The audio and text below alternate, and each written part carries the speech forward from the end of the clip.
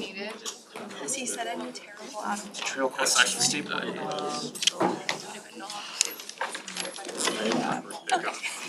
Yeah, so the first, I was like one. And one day of stuff that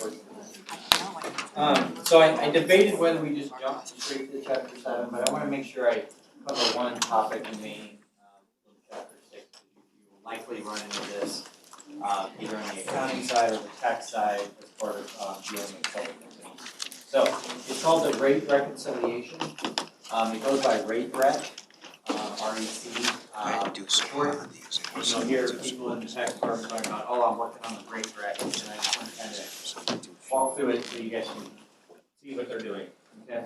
So ASC 740, that's the piece of accounting guidance that we've been talking about, dealing with accounting for income taxes. It requires a company to reconcile its reported income tax provision. So those 5 steps that we were doing, spending all that time on, that was getting to our total tax provision. So we're required to reconcile from that number to an amount of income tax expense that would result from applying the U.S. corporate federal income tax rate of 21 to its pre-tax net income. Think about that as your hypothetical income tax provision. I have to bridge the gap between what I actually have in my income tax provision, my income tax expense, to what would have happened if I took my pre-tax income times 21%. Those numbers are going to be different. Okay? Differences between that reported income tax provision and that hypothetical income tax provision can arise from permanent book tax differences. So, remember early on when we were talking about temporary items are going to run through my deferred tax provision. So, those numbers are going to be tax effective at 21%.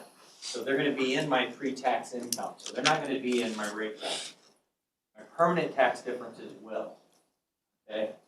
So, remember when I was talking about I had clients who were really interested in permanent tax savings from a financial statement perspective.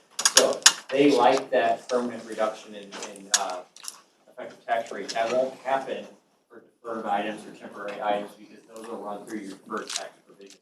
So, permanent items will spike out in my rate rec. And the other thing that you'll see here is we're only doing this hypothetical computation based on the 21% U.S. federal tax rate.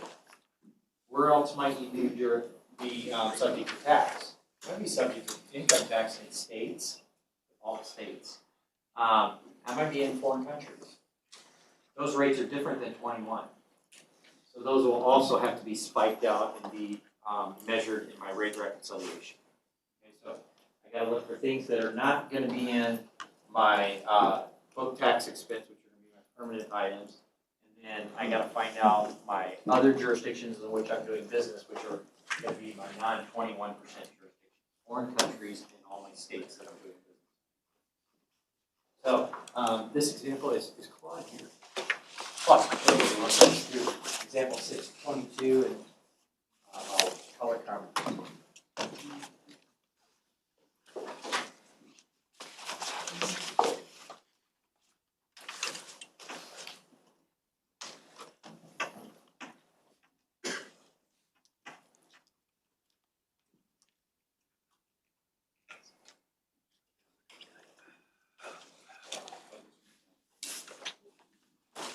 So, example 622, at least use a schedule of permanent differences equals how PCC's income tax provision, that is $1,288,980,000.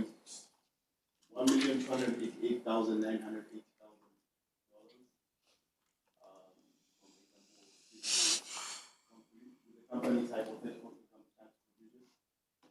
The permanent differences from example 6.4 are produced in the table. So remember, all those items are things that will never equal from book and tax perspective.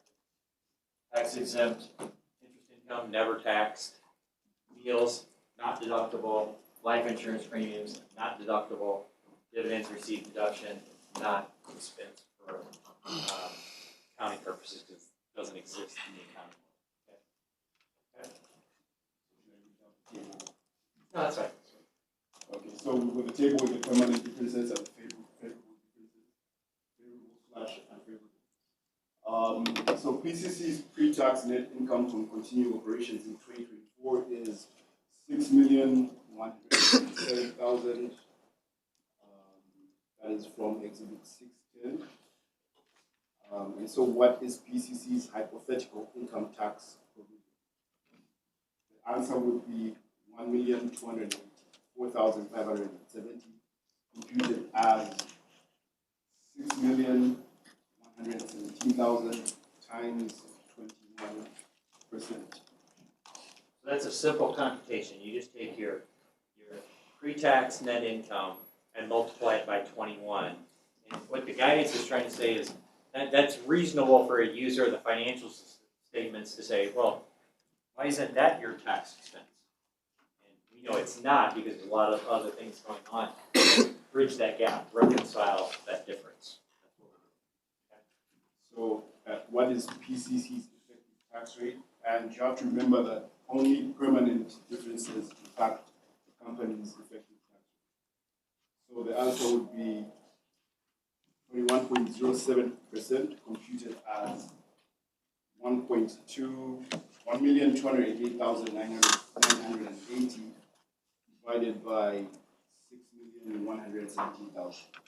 Yeah, so you see the hypothetical provision was $1,284,000, and this effective tax rate is $1,288,000.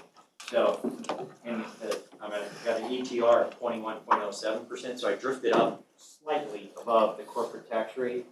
So there's got to be some unfavorable items in there, right? Either non-deductible expenses or income that's taxed that is not on book income. You have to go back through all those examples, but you'd be able to spike out what those are. And I think one of the big ones was depreciation. Unfavorable item. Okay. So PCC reconciliation of its hypothetical income tax provision with its actual income tax provision in 2024 was presented in Exhibit 610. The tax cost or benefit from each permanent difference is computed by multiplying the permanent difference from above times 21%. So you get your answer.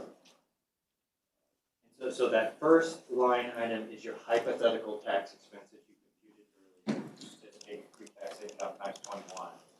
And then we are detailing the items that are causing my book tax expense to differ from that.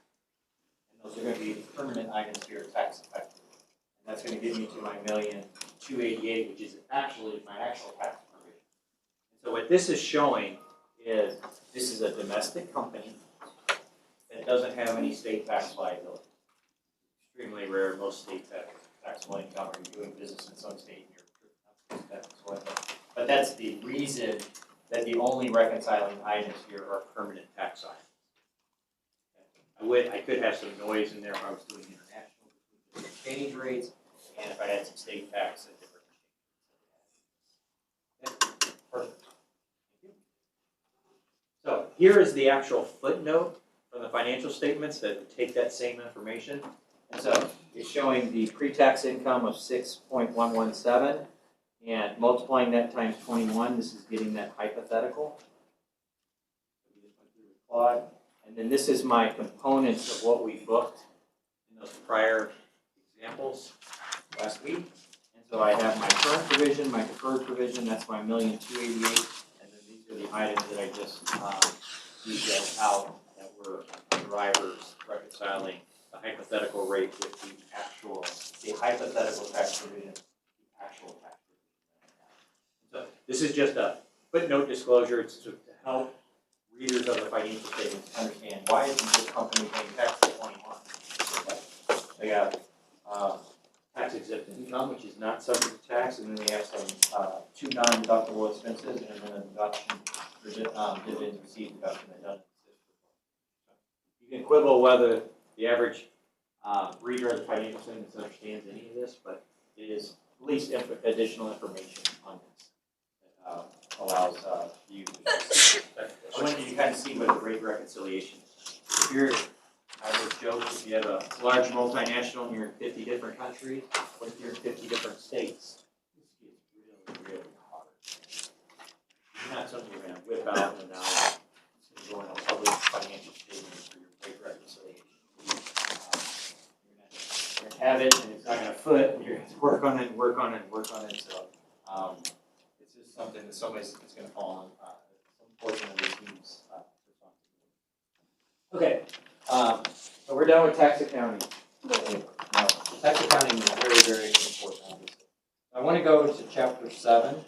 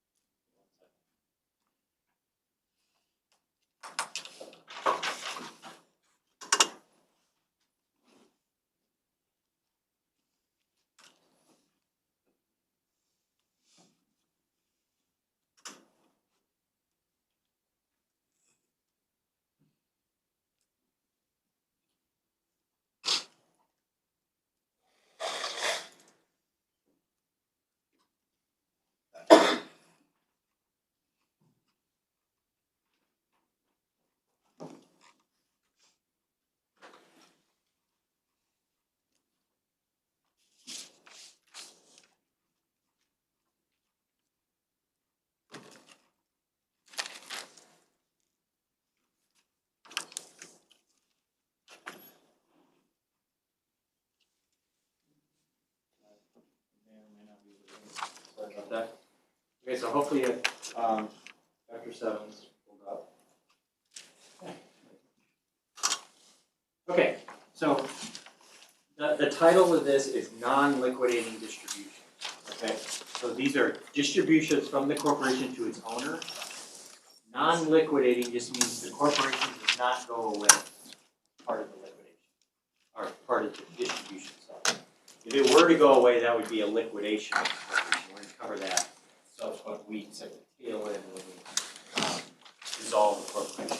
But think of this as your ongoing corporation that makes money. It's just distributing, making distributions out, continues to do business. Right? That's the non-liquidating distribution. Okay. We're going to go through different types of non-liquidating distributions from dividends, which are typically cash, but they can be non-cash property distributions, dividends, and stock dividends and stock redemptions. Those are the ways we get cash from a corporation to its shareholder, right? And I put up here the non-liquidating means that the corporation continues on in business after the distribution. Okay. At some point in the life of a profitable corporation, the board of directors and/or the shareholders may want the corporation to distribute some of the corporation's after-tax profits, after corporate tax profits, to its shareholders, which could take the form of a distribution, which is typically in the form of cash, but could entail non-cash property or stock. In a distribution, the corporation receives nothing in exchange, right? It's a one-sided transaction. Giving something to my shareholders, shareholders don't give me anything back, okay? If you contrast that to what is a redemption is the property goes from the corporation and they acquire their own stock back from the recipient. So it's a two-sided transaction. Okay, so I'm going out in the market, redeeming my shares. And there'd be lots of reasons why corporations choose to do dividends or not to choose dividends, to do redemptions or not to choose redemptions. Redemptions are thought of as share buybacks. You've heard of share buybacks. The technical tax term is redemption. That's what they're called. But it's the same thing as a share buyback or a repurchase, share repurchase program. They're extremely popular in the marketplace. So I put here could be at the behest of the board of directors by the shareholders. So clearly it has to be an exercise of the board of directors that adopts a distribution and then affects the distribution. But the shareholders also have input in that as well, right? If you have a closely held organization where there's very few owners, they're gonna have a lot of influence over the board, right? They can actually sit on the board. Large publicly traded company, less individual shareholder influence, but you still have what we call activist investors that are out there, and they're very good at acquiring enough shares where they maybe have a vote for the board, or they at least have a more influence from a public standpoint, and they can complain about the direction of the business, the distribution policies, all of those things to try to stimulate the board to do something about it. But technically, it's a board requirement. And so none of these things have to happen. They're an affirmative action from the organization that chooses to do this. But at some point, Apple was, as an example, because we all know Apple, Apple was drugged to the table of having to pay it. They're a huge cash flow generator. They're not as intense on the CapEx investment side as some of the other high-tech companies. So there was lots of complaints over the years that built up saying, hey, you gotta do a distribution, or do a share buyback program, or do both. And so Apple ended up doing both of those things to try to get cash back out of the characterization of the distribution from a corporation to a shareholder has important tax consequences for both the shareholder and the distributing corporation. Okay, so we're going to go through both sides when we get into these things. First, we got to characterize the distribution. That's what we're going to spend time today on. And then, what is the impact to the shareholder and what is the impact to the distributing corporation?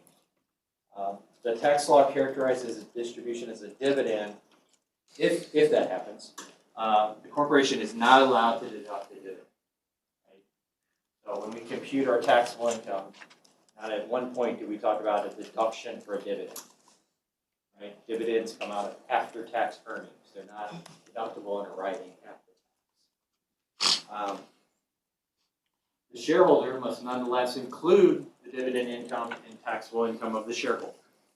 Right? That's our classic double taxation of corporate earnings. Taxed once at the corporate level at 21% in the United States. When distributed, it's taxed again at the shareholder level with no deduction at the distributing corporation level. That's the two instances that the corporate earnings have borne as tax when they're distributed. So that's the double taxation that we always have when we deal with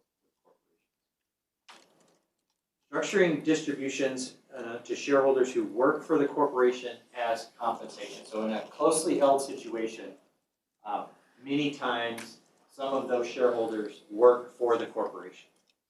Right? It's a family business. The founder might still be an employee of the business going into the office. So if I'm compensating that shareholder either as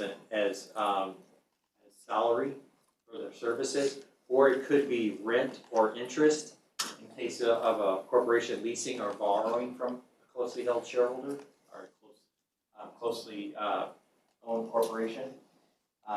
Instead of distributing a dividend, so in place of a dividend, I'm going to get funds to the shareholder that's providing something else besides just pure ownership. They're either providing services, or they have provided capital in the form of a loan, or they are renting property to the organization. Then that can yield a tax deduction of 21% for the corporation, which be received by the shareholder, still being taxed at rates applicable to ordinary income. So, if I were dealing in a situation where I could compensate the employee shareholder with other means than paying a dividend, I potentially get money out of the corporation via deduction. I can't do that if I just don't do dividends. Now, factually, that has to be the case. Right? The employee shareholder has to actually be providing services, and I compensate them on an arm's length basis. What would I pay a third party for whatever those people are doing? If it's interest payment, I have to have a loan in place, and then I have to pay interest at a market rate of interest. Same thing for a rental of property. So factually, those things have to be there. Amounts paid as compensation or rents and royalties have to be compliant with our transfer pricing rules. So I can't pay an outsized salary to my founder just because they own shares and they have a lot of power in that organization. I have to look at what services are provided and compensate those with a market payment of salary. Right? So many times that can be a very high compensation. You may have heard in the news Elon Musk has gets in disputes about his compensation package at certain points, but he is a very active employee owner, right? I mean, it's not, thinks about the stuff and does all this creativity on his businesses, so much more different than the founder who comes into the office once a month, spends the rest of the time on the boat, enjoying life. You have to just compensate in accordance with the services that are provided. That's the transfer pricing regime. Payments of unreasonable amount, so if I'm overpaying for the value that I receive in exchange from a corporation to a shareholder, excessive salary can give rise to a constructive dividend to the shareholder for the deemed excess. And that would be treated as a real dividend for tax purposes. So if the services my founder, employee, shareholder is providing are worth $100,000, and I pay $250,000 to that individual, the construct of that transaction would be $100,000 compensation expense and $150,000 of dividend. Right? I can't cloak the dividend in the form of compensation just to get a deduction for it. I have to understand what is the value being provided and what is the proper pricing of that value. Okay, so we all know that we got a corporate income tax rate of 21%. Many of you, if not all of you, are in my individual income taxes course. That rate can go as high as 37%. Right? We have on the individual side, we have progressive tax rate system. The highest marginal tax rate in the United States at this point is 37%. So a person who is starting a business or who has a business and is sitting there thinking about, I could pay tax of 21% if I do this in corporate form. If I do it in flow-through form where it's flowing up and being taxed once at the individual level, that may be as high as 37, depending on the facts of dealing. So I could have a tax incentive to do business in corporate form versus flow-through form. But that's not, it's not as simple as just comparing potentially 37 to 21. Okay? The degree of tax savings on business profits depends on the timing and the form of future profit distributions. Right? Don't just look at the 21%. Because if you're subsequently going to make distributions out of that, we have that double tax problem we have to deal with. We pay tax at the corporate level, non-deductible if it's dividended out, taxed again at the shareholder level. So you should look at this over a multi-year time horizon, and if you ultimately want to have distributions out of the corporation, layer in that double taxation when you're comparing 37% highest marginal effective tax rate versus the 21% corporate tax rate. And that could be from future profit distributions or the potential sale of stock, right? If there's going to be subsequent distributions, then I'm going to have that double taxation problem. But what if I don't have subsequent distributions, but my shareholder intends to sell the stock at a certain point? If I keep cash in the corporation and sell the stock before a distribution, then I'm going to pay the double tax in the form of a higher capital gain. Because the value of the stock goes up dollar for dollar with the amount of cash in the bank account. And so I'm going to have a larger capital gain realized over my investment. So 2 instances of where I could have the double taxation again in the future. I think a good advisor is looking through the entire timeline of the operation. And one also needs to factor in that although subject to a second layer of tax, qualifying dividends of individual shareholders may be taxed at lower preferential tax rates. Remember, there's 3 tax rates in individuals, 0, 15, and 20. So even though I might have a 37% marginal tax rate owner, their dividend income is not taxed at 37. At max, it can be taxed at 20. So my double taxation might be slightly better, but if it's a flow-through nature, then that income flows through and it's not 0, 15, or 20. That's only in qualified dividends and capital gains, right? Flow-through income is just ordinary income tax at highest marginal tax rate. So I might be comparing 37% to a double tax situation with 21 plus 0, 15, or 20, depending on what bracket I'm in and for qualifying dividends. In certain situations, it may be more advantageous to accept the potential for future double taxation on business profits than to operate as a flow-through entity where income is taxed currently. I don't have any ability to defer the instance of taxation when I'm in a flow-through. Right? There is no board of directors determination of when the dividend's paid. It happens every year. Flow-through automatically currently. And when it is taxed currently, it's at higher individual tax rates and may also be subject to additional non-income taxes. Remember back in individuals, we have the net investment income tax and we have the additional Medicare tax for your higher income individuals. So many of these types of owners of these businesses are higher income individuals, and so maybe avoiding double taxation, but I don't have the timing flexibility that I can have with the board of directors declaring a dividend. And I have all these additional little taxes that can add up to this. So there's a lot to say about, you got to model this stuff out as to whether doing business in corporate form or doing business in a flow-through form makes the most sense. So it's not nearly as simple as saying 37% to 21. I'll take 21. Take less tax. Got to think all the way through the life cycle. Okay, so say we've decided we're going to do business in corporate form, or you're dealing with an existing corporation. I need to characterize corporate distributions. And so when I characterize something, that means I'm going to treat it a certain way from a tax perspective. So distributions from a corporation to its shareholders in their capacity as shareholders. So I'm not talking about paying them for their services that they provide as an employee. That's not your capacity as a shareholder. That's your capacity as an employee, or as a creditor if you're lending to the corporation, or as a lessor if you're renting property to the corporation. So this is only in your capacity as a shareholder. Are characterized in the following sequential order. The good thing you'll find out about this area, this stuff never changes. The government never adjusts these rules. They're as old as when I started practice. So they're good from that perspective that once you learn it, you learn it, and they never adjust. They tweak those other stuff. So the sequential order is first, we have a dividend. When distributions of earnings and profits give rise to a taxable dividend to the recipient shareholder. So the concept of earnings and profits, E&P, we're going to dig into that here momentarily, but that is basically the income of the corporation.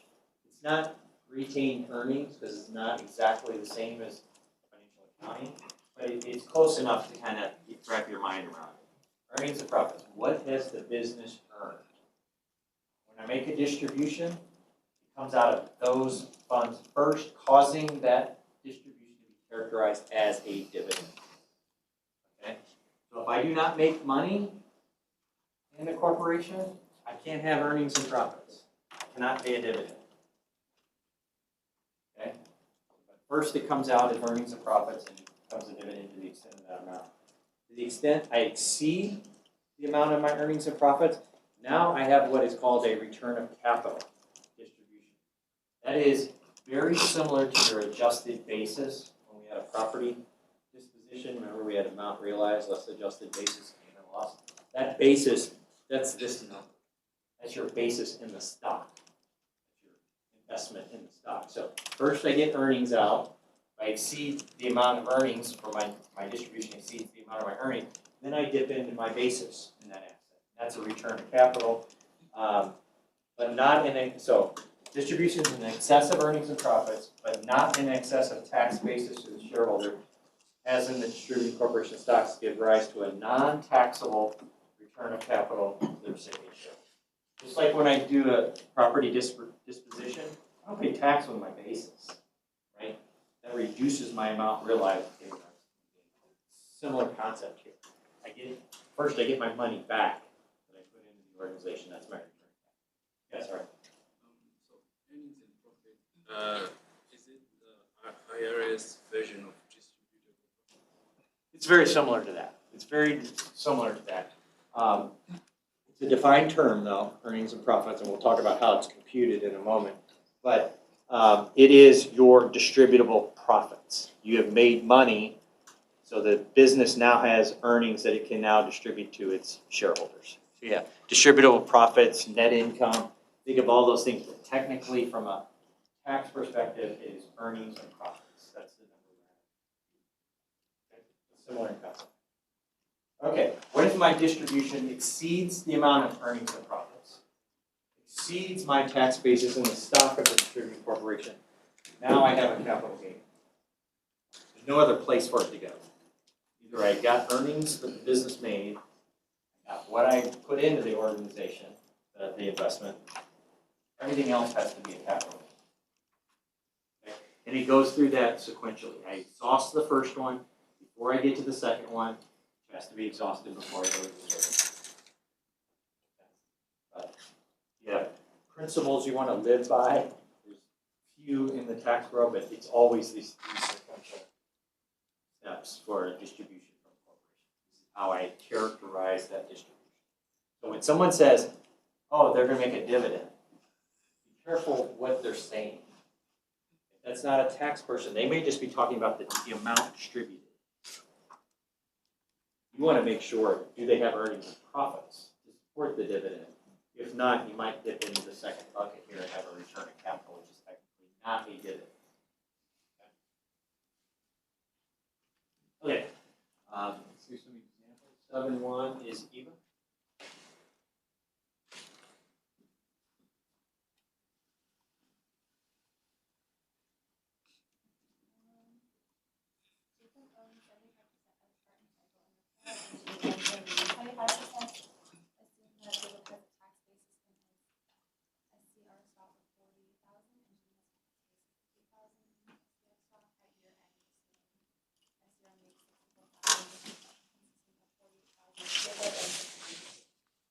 So that's just simply 64 times the 75-25 ownership split. What is the tax treatment of the distribution to SCR has a current So don't worry so much now about current versus accumulated. You see that first step, we have a balance of 24,000. So you immediately say, well, we distributed more than the first bucket in my sequential ordering of the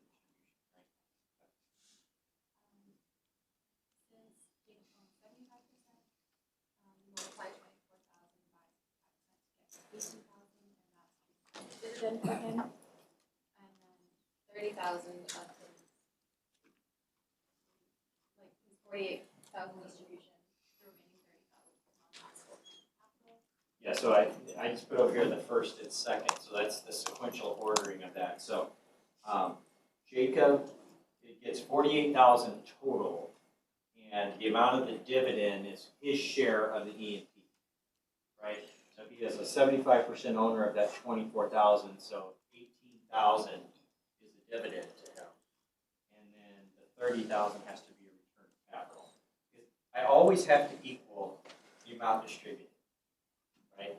So when I did this example, this always has to equal these three steps, because the third one catches everything else, have to equal the amount of the distribution. So Jacob got 48, he treats 18,000 of that as a dividend, and 30,000 as a return of capital. The reason that's important is because the dividend is taxable to him. The return of capital is non-taxable. Right? They tax on my basis. Okay. Jenny has a 16,000 distribution and 6,000 back is the remaining 24,000 treated as a dividend. 8,000 is a taxable return of capital. And then the remaining 2,000 is a capital. So again, the total has to equal 16,000, because that's the amount that came out.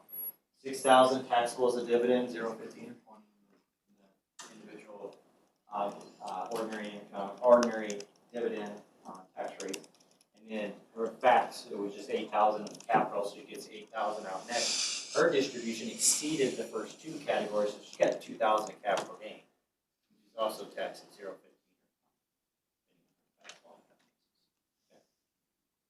What tax basis do Jacob and Jimmy have after the distribution? So Jacob would have a tax basis of 10,000, which is 40,000, from the example, minus the 30,000 calculated, and Ginny has a tax basis of 0. So you don't get, once your basis is returned to you, it's gone, and it's gone for all purposes. If you subsequently sell the stock, Jacob has a basis of 10,000 left, Jenny has no basis left, and she pay full cap gain on the disposition. Okay? So that's just the sequencing we do if it's a dividend, and then it's return capital. Okay. So a dividend is defined, as we said in the first step, is any distribution of property made by a corporation to its shareholders from its earnings and profits. Everybody calls this E&P in the tax world. The distributing corporation receives nothing in exchange. Right? We're talking about one-sided transaction. I'm just giving value to the shareholder. The shareholder does not give me anything back as the distributing corporation. Congress created the concept of E&P to be a measure of the corporation's economic earnings available for distribution to its shareholders. I always come back to there's lots of nuances to computing earnings and profits, but it's always an economic concept. Did the value of the earnings go up or did they go down? From an economic standpoint, not a tax rules standpoint. So this is not taxable income. E&P is not taxable income. Taxable income is my income less my deductible expenses, right? I have lots of limitations on my expenses. But that doesn't affect the economics of those expenses. That just tells me how much I am allowed to deduct in arriving at taxable income.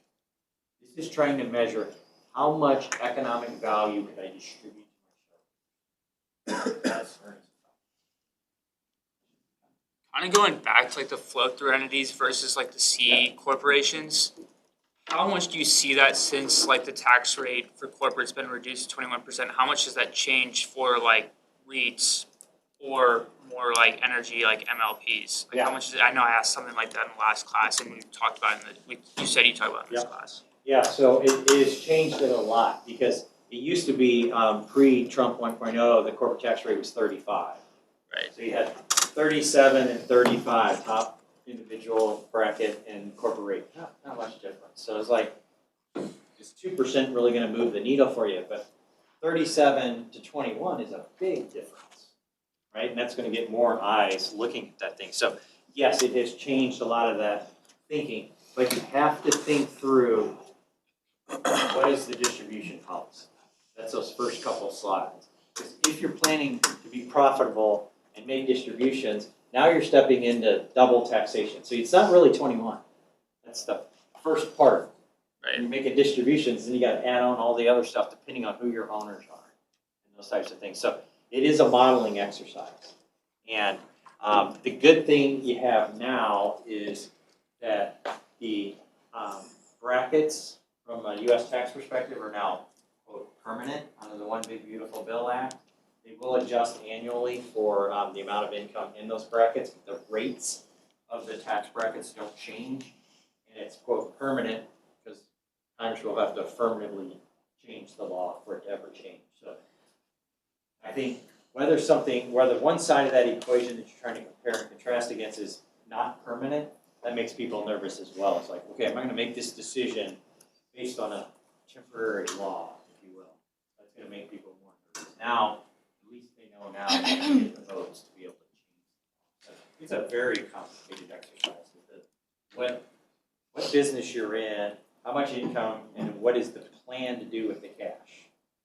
Is it going to be reinvested in the business, or is it going to be distributed out? You have to think through all those things to be able to make a real decision. Okay, so we're going to be focused on economic earnings when we start computing E&P. So it's similar to, but it's not the same as retained earnings. It's not the same. Okay. Corporations are required to maintain two separate E&P accounts. This is gonna be very important when we get to the nuances of these distributions. So we're first gonna have a current E&P account. It is what you think it is, it's your current year earnings and profits. What is my economic earnings this year? And then I have, my second one is my accumulated earnings and profits. So that's all of my prior year's current earnings and profits that have not yet been distributed. I have this rolling accumulated E&P, and then I either add or subtract to it with current year. Right?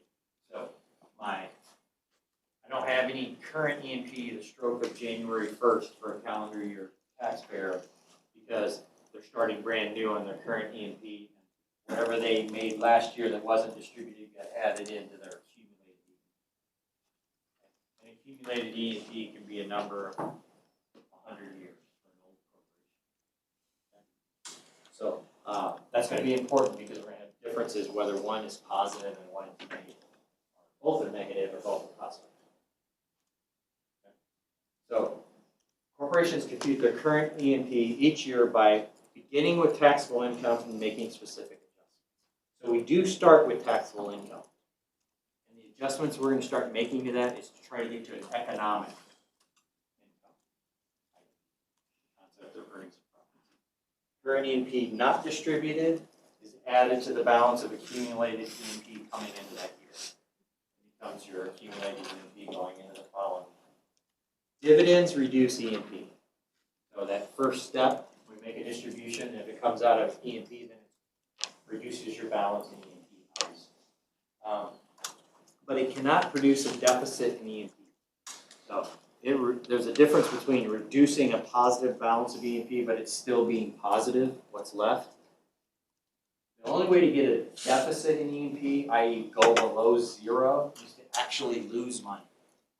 You can have negative E&P, right? Startup mode, pandemic, cause you to have, I lost money. That's a good old-fashioned way to have a deficit E&P is just lose money. That does happen sometimes, right? So if I lose money, I can go below zero, have a deficit in E&P. We'll talk about that as to what does that mean for my characterization of my distribution if I have that in either a current or accumulated E&P balance. Okay. This is a really interesting article. The rules we're going to talk about, you do have an element of planning here by virtue of waiting between, because when the year is over, what was current E&P goes added into the accumulated E&P balance, and we'll talk about whether that makes a difference in making these distributions. So this example, this isn't one example. So this is talking about that second layer, the second second item in the sequence, which is my return of capital distribution. So first I go through E&P, that's a corporate level determination, how much earnings and profits they've made. And then I go to a shareholder level computation, which is what is my tax basis on the stock of the distributed corporation. So it is incumbent on each shareholder to establish their basis in the stock. Okay, as a general matter. This is the same as when you sell an asset. It's incumbent on the taxpayer to produce evidence, if asked, what is your tax basis in that asset? If I'm selling stock, what is your basis in that stock? If I'm trying to say it's a non-taxable return of capital distribution, what is your basis in that stock? The government can ask you for that information. So the burden of proof is on the shareholder, not the corporation. The corporation does not maintain what your basis is. Right? Think of Apple. Thousands and thousands of transactions every day among shareholders. They don't track the basis. It's the shareholder's responsibility, not the corporation's. Okay, so this individual was charged with tax evasion for failing to pay capital gains taxes on a corporate distribution. At trial, the focus was on whether the taxpayer could prove that the distribution did not exceed its tax basis, i.e. it didn't get all the way through that second layer, return of capital. So this individual argued that the stock he owned had a basis of $8.25 million. At trial, the district court ruled that his statements were insufficient to support that $8.25 and precluded his return of capital argument. meaning they put the second step as 0. Because this individual could produce the documents or the support to say that the basis was what they thought it was. So the takeaway is when a shareholder is unable to establish his basis for the stock, the IRS will treat the shareholder as having a 0 basis in the stock. Hence, it pays for shareholders to be prepared and keep records of corporate contributions and distributions and stock purchases. Anything that would give you basis in the stock. So, you may see articles out there, and it's really popular around tax filing season about how long should you keep your tax records. Anything that affects basis is to me a permanent file item until you exit that investment. So if you're buying real estate, you're buying stocks, investments, you might get rid of your tax returns. I think there's a rule of thumb that you should keep your tax returns for like 7 years. I keep all of my tax returns, but supporting information you can probably exit after around 7 year time, but for your tax basis. Because I bought stock in Apple 15 years ago. That basis is still relevant until the day I sell it, right? And if I got rid of that information and I sell the stock and I say, oh, I remember I paid $100 for that stock. I write that down on my tax return. If the service asks me a question on that and I can't produce the evidence supporting that purchase price, then they can put it at 0. Meaning I paid full capital gains. So it behooves you, and everything's electronically now, so just to have your permanent file of when you make purchases, when you guys are cash flowing and making all your investments and stuff, just put that somewhere in your files where you keep that information because you never know when it's going to be important when you sell something. Okay? So this was bad because this person had 8.25 of additional capital gains that they weren't expecting. Yeah, so does the IRS always ask for supporting documents? They can. They don't have to, but they can. So if they see a big capital gain, they're not going to ask you about a small capital gain because it's usually not that big. But if they see a big transaction, lots of sales, amount realized, but not a lot of taxable income, like this person had on a sale transaction, or a distribution where you had a large distribution and not much of it was earnings and taxable, it was a return on capital, then they could ask questions about it. And usually that's send me your information about this or that. It can't be like, oh, I wrote down this. It's like you need a statement from a broker, some evidence of the transaction that gave rise to the basis. So yeah, these questions do come up. Don't have to. Okay, so how do I compute E&P? Consistent with the rationale that E&P is intended to represent the corporation's economic earnings, taxable and non-taxable income is included, right? If I have non-taxable income, it's not in taxable income. But am I economically better off? Yeah, right? I got income. So that's why it's included. So you got to put your economic hat on here, not your taxable income hat. Okay? Non-deductible expenses impact earnings and profits, right?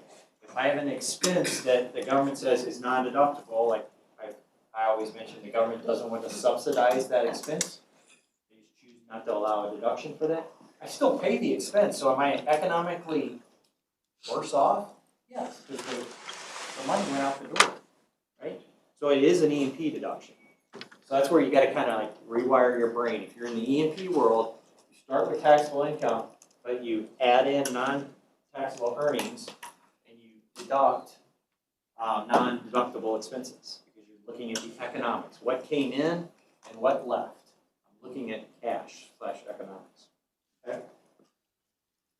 Specifically, we bring in with taxable income and make adjustments, and these are kind of all over the place. There's not one category of or one category of guidance that tells me here's all the E&P deductions. It's a mismatch of the tax code, regulations, and IRS rulings that kind of do this. The good things is most of the accounting firms have kind of digested all of that over the years. They have a laundry list of all the things that are adjustments to taxable income and arriving in E&P. But the source for those things is kind of all over the place. And they fall into four broad categories. Certain non-taxable income is included. Certain deductions do not reduce E&P. Certain non-deductible expenses do reduce E&P. And the timing of certain income and deductions may be modified. So I want to go through each one of those.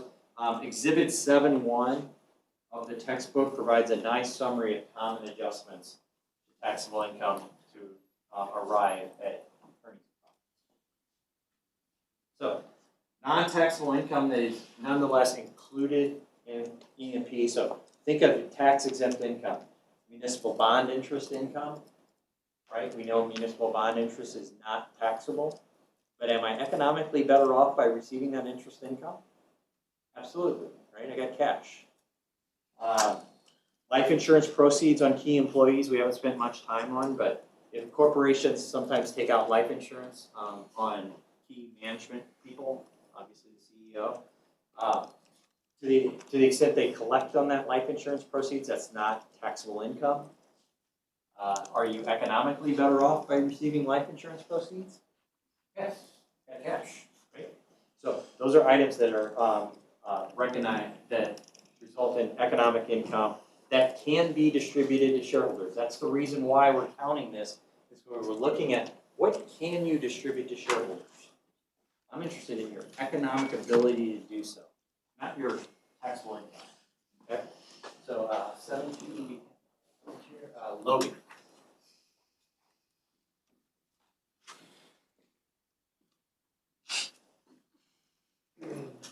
Suppose SCR reported 60,000 of taxable income and 5,000 of tax exempt interest from its investments in city financing municipal bonds.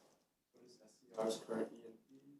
The total amount would Jacob and Jenny report as a taxable dividend if SCR distributes all of its current E&P and SCR and has no included E&P? And the answer itself is the tax exempt interest income is included in current earnings and profits, thereby increasing current E&P to 65,000 because the exempt interest reflects economic income despite being excluded from taxable income. In total, Jacob and Jenny report dividend. So if we start off in this simple example, let's say taxable income is 0, right? We just perfectly broke even. But economically, I had 60,000 of taxable income and 5,000 of tax exempt interest income. No, I'm sorry. So I had 60,000 of taxable income. Sorry, tax are important. 60,000 of taxable income and 5,000 of tax exempt interest income. So economically, in my bank account, I have $65,000 of cash. Right. That's what I'm trying to measure. Is how much can be distributed out. That's why it counts for purposes of current E&P determination. Meaning that if I distributed all of that 65,000 out, that would be dividend income. The distribution would be characterized as dividend income. Okay? Makes sense? That's why non-taxable income, many forms of that is included. Our second category is certain deductions that do not reduce E&P. Deductions that do not reflect an accompanying cash outlay. Where might that be? I take a deduction for a dividends received deduction. Remember what that is. If one corporation owns another corporation, depending on the amount of that ownership, I get a distribution as a dividend from the subsidiary to the parent. I can have a deduction for a certain percentage of that dividend, and it's not taxable at the parent level. Is that an economic outlay? No, that's like a book deduction, like a paper deduction. Right? Just to prevent some layer of double taxation of corporate earnings going up the corporate chain. So that is an example of a deduction that is not an economic outlay. What about carryovers of losses from other years? Right? If I have an NOL, net operating loss, that's not deductible in that year and it carries over to the following year and I take a deduction for that against my income in the following year. Is that an economic outlay in that following year? The answer is no. It was an E&P deduction in the prior year when I actually lost the money. So it's a deduction, because I'm starting with taxable income in the current year when I utilize that capital loss carry or that net operating loss carryover. but it's not a second deduction in arriving in EMP. Okay? They do not represent economic outflow. So I always like to think about deductions. I actually pay cash for that deduction. Cash is what's going to give rise to the economic ability to. Certain non-deductible expenses reduce E&P. These are things that are not in taxable income. If I pay this expense, did cash leave the system? Yes. Just because it's not deductible doesn't mean I don't have to pay it. Right? Somebody else on the other side of that's gonna be like, you owe me that money. So a corporation reduces its current E&P for certain expenditures that are either non-deductible or not entirely currently deductible in computing taxable income, but nonetheless represent an economic outflow. Example, so think of federal tax expense. When we compute our taxable income for federal income tax purposes, we're not deducting our foreign tax. So you don't deduct the tax in arriving at the tax. It's not a circular computation. But from an economic standpoint, if I pay federal income tax, is that an economic outlay? Yeah. If I have to pay the federal government, I can't pay my shareholders, right? So that's an E&P reduction. Even though it's not a taxable tax deduction, it is an E&P reduction. 100% of my charitable contributions. We haven't talked a lot about it, but there is a corporate level limitation on the amount of charitable contributions a corporation can deduct in arriving at taxable income. But from an economic standpoint, just because I can't deduct all of it, I still pay the charitable contribution, right? So it lowers my economic ability to pay dividends. Capital losses. So we know capital losses are only deductible to the extent of capital gains. So if I don't have any capital gains, I have a capital loss. That's not deductible for tax purposes, but economically I lost that money, right? I lost the old-fashioned way. I lost money, so of course that reduces my earnings and profits. Disallowed interest expense. Remember 163J, 30% of EBITDA. That's the amount. That's the maximum amount I'm allowed to currently deduct. Well, if I am in that limitation, I have excess interest expense that is not currently deductible. I still have to pay the bank. Whoever the creditor is going to say, I don't care what your deduction is, you owe me 100% of the interest. If you're going to pay that, that reduces your cash ability to pay it. That's the reduction in non-deductible items. Meals are not deductible, entertainment's not deductible. What about penalties and fines? Not deductible, right? Because the government doesn't subsidize those things. Do I still have to pay those? Yes. I have to pay my fine and my penalty, so they reduce my cash balance that would otherwise be available to support a dividend. So lots of non-deductible expenses. That's just because they're trying to measure two different things. Taxable income is its own world. E&P is trying to measure the economic wherewithal to pay a dividend. The last category, timing of certain income and deduction items may be modified. Generally, a corporation must use the same accounting methods for computing taxable income as E&P. However, there are some differences. Depreciation for E&P purposes is straight line. We do not do accelerated or bonus depreciation.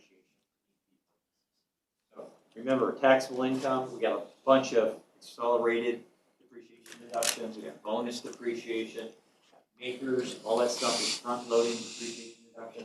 For E&P purposes, I have to fall back to the book. Gains deferred from current taxation under the installment sale rules are nonetheless included in earnings and profits. Remember installment sale? I sell something to a buyer, they give me a note, promise to pay me over time. Installment sale is recognize that income as the payments come in. Well, I did get value. When I sell something to someone and they give me a note, that note has value.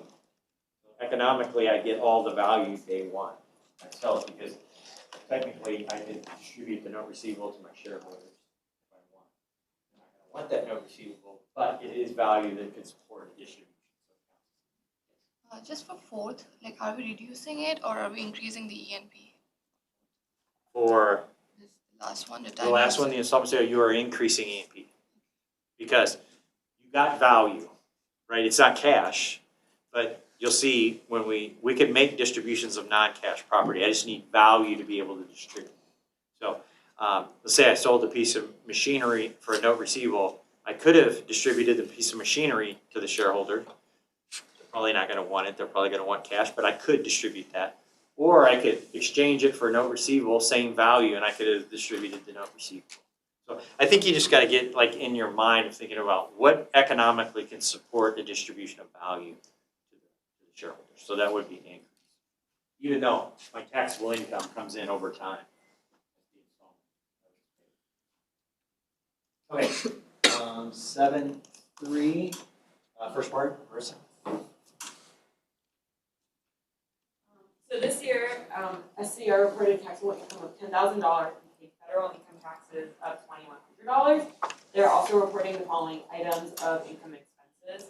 So there's $50,000 of depreciation, which includes bonus depreciation, $700 of the DRD, $3,000 net operating loss carryover, $5,000 of tax exempt interest, $6,000 of entertainment expenses, and $4,000 of net capital loss from the current year. For E&P purposes, though, since we calculate depreciation a little bit differently, it's going to be $30,000 into the straight line depreciation. Yeah, that when they say that alternative depreciation system, that I don't know why they don't just call it straight line. That's what it is, straight line. So that's the 30,000. If I would have done straight line, it'd be 30,000. What I did do is 50 because I did some of it on the accelerated. And then, so it's asking what the current E&P is, and so to get that, we'll start with taxable income, and that's the $10,000. We're gonna add the tax exempt interest income, so that's the $5,000. The DRD is $700. The NOL carryover is $3,000, and then we have an excess of income tax depreciation over E&P, so that's the $50,000 of accelerated and bonus depreciation less the $30,000. Right, basically in that one I add back 20,000 to get the straight line. So just to get through that, so tax exempt interest income we talked about, that's clearly increases my economic ability to pay a dividend. Dividends received deduction is not an economic outlay, just a tax deduction that I get. NOL carry forward of $3,000 that I utilized in this year. That was actually an E&P effect the year I lost the money, not the year I utilized that. Right, so this would be double counting the $3,000 if I got it again. I add that back in. Okay, our subtractions. And then for subtraction, so we have the $2,100 of federal income taxes, first part of the problem. And then we see the $6,000 entertainment expense and the net capital loss for the current year of $4,000. And so we will take taxable income, add all the additions, subtraction, and we end up with $26,600 for our current. And federal income taxes, I'm still paying that. No, I'm not taking a deduction for it, so that's out the door. Entertainment expense out the door, $6,000 less. And the $4,000 capital loss for the current year is that I lost that money this year, even though I can't take a deduction because I didn't have capital gains. So like Marissa's saying, I get to 26.6 for my current year E&P. That means I can pay a dividend of 26,600. And if I go more than that, then I get into return. So I can't start with, I can't end up with my 10,000 because there's different things that go into this economic analysis. 7.3's second part is UG.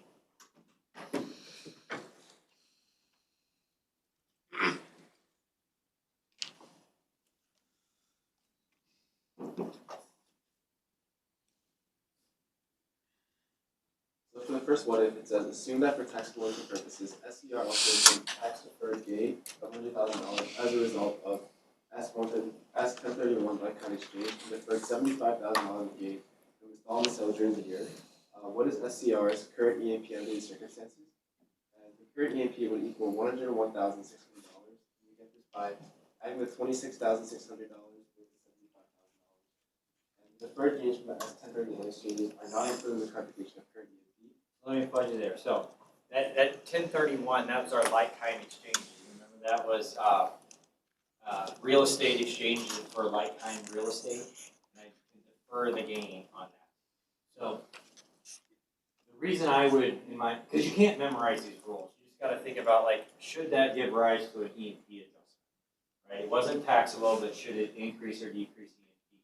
The way I would think about that is, well, I took one parcel of real estate and I exchanged it for another, I would argue, well, that's not really a liquid asset that I would distribute, and I'm in the same position I was before, right? By having a like-kind exchange, so value for value, and so it doesn't feel like, to me, unlike that example I just went through on the installment sale, and that you're gonna go through on the installment sale, when I get a note receivable, that's more inclined to be a liquid asset, right?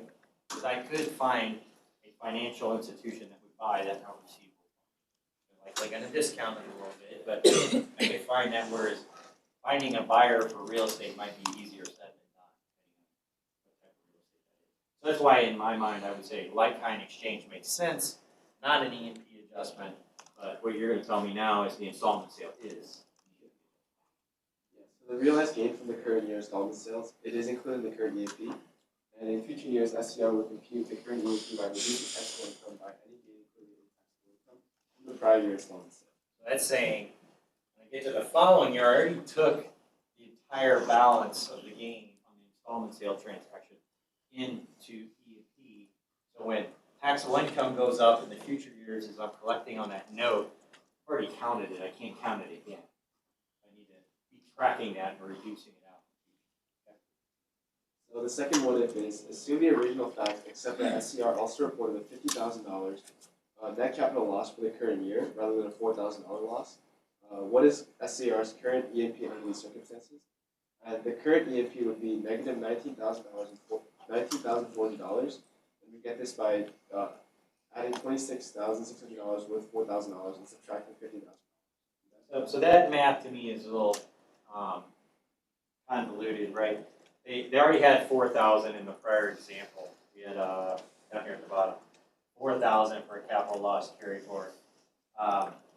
Capital loss in the current year that was not deductible because they didn't have capital gains. And so now they're just, what if is, if it wasn't 4 and it was 50, so then they got to add back the 4 and then subtract the 50 to get to the new facts of it. A little convoluted. But that can drive, the takeaway is that can drive my E&P negative because it was a loss. I actually lost money on that transaction. E&P cannot be reduced below 0 by distribution. So if my E&P is not sufficient, then I go to return capital. I don't go negative. Okay, perfect. Okay, so many corporations, shockingly, fail to consistently compute E&P annually. Okay, it's not technically required because you have to compute your taxable income currently. You've got to be compliant with tax law, but E&P is only relevant upon a distribution. So if you're a high-tech company that's taking all of your earnings and reinvesting it in your business every year and you're not making distributions, E&P is theoretical, not practical, right? It's not relevant. It's only when I make a distribution, okay? So what you see many corporations either they've been in startup mode or investment mode, rolling all their earnings into their business, and not until year 10, when they get ready to make a distribution, and somebody says, what's your E&P? And they're like, what? And that's when you gotta go out and you hire somebody because you have to go back and do these two examples that Marissa and Eugene went through for every year. That could be 10 years, that could be 20 years. It's already hard enough, but go backwards and do it. So your trusty accounting firm will do that for you for a fee. And they're going to ask you for lots of information. You're going to be digging through old files and everything. So it's a best practice to do this while the facts are fresh and roll the numbers forward, knowing that they're going to be relevant at some point, then to defer it and say, we'll do that in year 10. And then somebody's like, oh my gosh, I don't even know where to start. And firm will do that for you, but it might cost you $500,000 to do it. They'll compute this for you up to date. So E&P studies are done, but what I think is best is when you do some of the work and then it gets reviewed and scrubbed before you make a distribution. That's a better way to do it. Collect all the information while it's fresh and at hand so that you can make the assessment on it. Don't be quiet and ignore it and then have to do a big retroactive study. All right. company has both current and accumulated. Each bucket, So that's what we're gonna go through next. Is where they access that, because you can have differences between those two. And you can have 4 possible permutations, because each one can be positive and negative and they're coupled with each other, so you have 4 possible scenarios. So, yeah, they're different rules depending on what your profile is. I talked enough about E&P. Okay, so the ordering of E&P distributions. Corporations need to refer to both current E&P and accumulated E&P when determining the extent distributions are characterized as dividends. Distributions are designated as dividends in the following order. First, distributions are considered dividends up to the balance of the current E&P. What you make economically this year. Okay. Second, distributions in excess of current E&P are then considered dividends to the balance of accumulated. So, if you make a distribution, say you're a corporation right now and you're planning a March 31 dividend distribution, you would first take it out of current year earnings.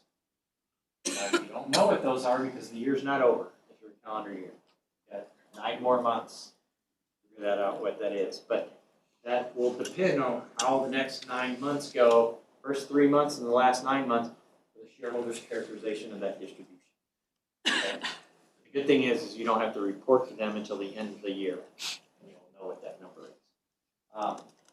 Then after I get through current E&P, then I jump to accumulated.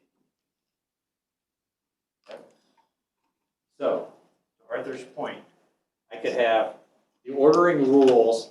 Whether the distribution is characterized as dividend depends on whether the balances of the 2 E&P accounts are positive and or negative, yielding 4 possible scenarios. I could both be positive, meaning that they're greater than 0. I could be positive currently, negative accumulated, negative currently, positive accumulated, or both negative. That's all I can do. So, Exhibit 7.3 is a nice summary of the rules we're going to talk through the rest of this class and the start of next class, but it works through all 4 of these different scenarios. You're going to be in one of those. Every corporation makes a distribution in one of these 4 scenarios. Okay?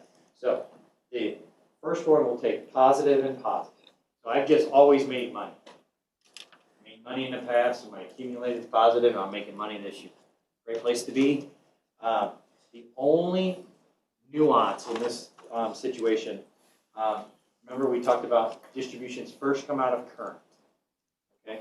If there are multiple distributions in a year, I make quarterly distributions, which are very common, in a year that in total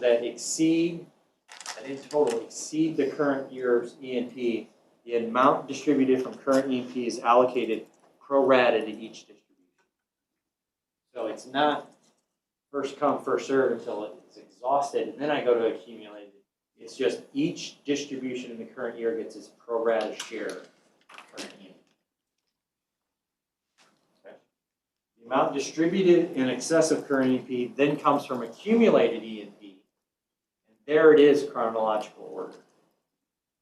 So the first distribution is fully satisfied by accumulated E&P.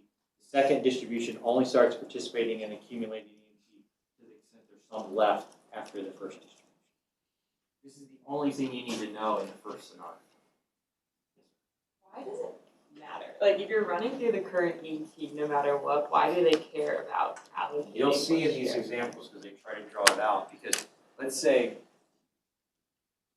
I'm in this scenario. So I have multiple distributions that in total exceed the current E&P balance. So then I go to accumulated, and if I have different shareholders who have gotten distributions, because that's chronological, you start accessing the current accumulated E&P. What happens when I run out of accumulated E&P? I'm done with E&P, and that means somebody has a return of capital next. So this could be important if I have shareholders that come and go during the year, right? Because I got sales. And so if I'm in the chronological and I was an owner on the first dividend, and I'm not an owner in the second dividend, I could have more dividend income than the owner at the end because they would dip into their second bucket of return to capital. So yeah, you need like a shifting fact pattern for it to make it real. But this is the key to understand this is you participate in current E&P on a pro rata basis and you participate in accumulated E&P on a chronological order. If I have one distribution in a year, it's not as big a deal either. Okay, let's do 7-4. 7-4 is, you may want 7-4. Marissa can do 7-4. She's so interested in what this is. So assume SCR reported current E&P of $40,000, the balance of accumulated E&P was $16,000. On December 31st, SCR distributed $48,000 to Jacob and $16,000 to Ginny. What amount in dividend income do Jacob and Ginny report, and what is the accumulated E&P for SCR at the beginning of the year? So the answer is that Jacob and Ginny report $42,000 and $14,000 respectively of dividend income. The distribution is first deemed to be paid from current E&P, like we were just talking about, to each shareholder, proportionate to their ownership interest on the date of distribution. Jacob, we talked about, has 75% of it, so that's 40,000 times 75% is $30,000. And Ginny has 25%, so that's $10,000. The $24,000 distribution in excess of current E&P is then deemed to be paid from accumulated E&P, so that's $60,000 in proportion to ownership interest. 12,000 to Jacob and 4,000 to Ginny. The remaining distribution of $8,000 is a return of capital because it's over both of those balances. And so hence Jacob reduces the stock basis by $6,000 because he had 75% of that $8,000, and Ginny will reduce it by $2,000. So SRC has zero balance in accumulated E&P at the beginning of the next year. We talked about because all current in accumulated E&P was distributed during the current year, which is what led to that average. So if someone were to give you this question on an exam or as a real life assignment, it's easy to start getting swamped in all the numbers and understanding what's going on. I think you first got to find out what category am I in. And I would start off with, I got current E&P of 40, and I got accumulated E&P of 60. So I'm in my first set of rules. And what's important there is the pro rata participation in the current E&P and then a chronological participation in that. That's all there is. And then I got to do my normal ordering rules, E&P, return on capital. Okay. Let's do the second one real quick. Building onto it. So then, so assume SCR reported current E&P of $40,000 and the balance in accumulated E&P was $16,000. On December 31st, SCR distributed $48,000 to Jacob and $16,000 to Ginny. What amount of dividend income Jacob and Ginny report, and what is the accumulated? And so Jacob and Ginny report $42,000 and $14,000 of dividend respectively. The distribution is first deemed to be paid from current E&P in proportion to their ownership interest on the date of the distribution. So $30,000 Jacob and $10,000. And so that's this calculation here, right? And that's just them taking a share in the current E&P balance to the extent of 40,000, right? Because there's only 40,000 there, so the June distribution, gets 30,000. The December distribution gets 10,000. That's the pro rata share. This is for the old one. That's hard. It's the old one still. Oh, so sorry. I didn't realize it was switched. Yeah. Yeah. So. Sorry, you guys got to tell me that. Okay. Yeah. So then, assuming that the current E&P is $40,000 and the accumulated E&P is $15,000, we also are assuming in this problem that Jacob is the sole shareholder of SCR, and then he received a $45,000 distribution on June 1st. Assume that after the June distribution, Jacob sold all his shares to Ginny for $12,000, and Ginny received $15,000 distribution at the end of the year. So now we're looking at the character of each distribution. That's going on. I was interested. So Jacob had a $45,000 dividend, and Ginny had a $10,000 dividend with $5,000 left return to capital. The $40,000 of current E&P is allocated between them in proportion to the total distributions, which is what we talked about earlier. And so hence we had $30,000 is allocated to the first and $10,000 is allocated to the second distribution. And that's just based off. And so then after current E&P is exhausted, we move on to accumulated E&P, and that is in chronological order.